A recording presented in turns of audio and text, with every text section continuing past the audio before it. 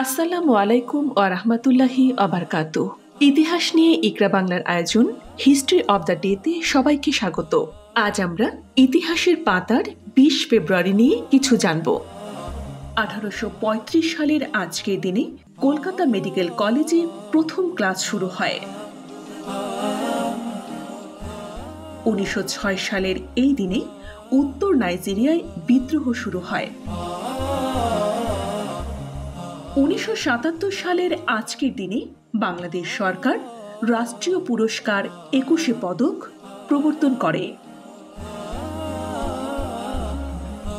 ১৯৮৪ সালের এই দিনে রাষ্ট্রীয় মর্যাদায় মুক্তিযুদ্ধের সর্বাধিনায়ক জেনারেল ওসমানীকে সিলেটে দাফন করা হয়।